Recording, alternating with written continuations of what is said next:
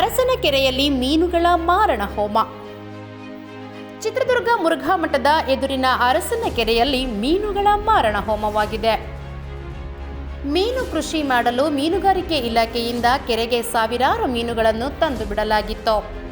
ನಗರದ ತ್ಯಾಜ್ಯ ಹಾಗೂ ಕಲುಷಿತ ನೀರು ಈ ಕೆರೆಗೆ ಹರಿಯುತ್ತಿರುವುದರಿಂದ ಇದರಲ್ಲಿರುವ ಮೀನು ಕೂಡ ಸಾಯುತ್ತಿವೆ. ರಾಶಿ ರಾಶಿ ಮೀನುಗಳು ಸತ್ತು ಕೆರೆಯ ದಡಕ್ಕೆ ಬಂದು ಸೇರುತ್ತಿವೆ. ಕೆರೆ ಕಲುಷಿತಗೊಂಡು ದುರ್ವಾಸನೆ ಬರಲಾರಂಭಿಸಿದೆ. ಕೂಡಲೇ ಸಂಬಂಧಿಸಿದವರು ಇದರ ಸ್ವಚ್ಛತೆಗೆ ಮುಂದಾಗಬೇಕು. ಎಂಕೆ ಹಟ್ಟಿಯ ನಾಗರಾಜ್ ಆಗ್ರಹಿಸಿದ್ದಾರೆ.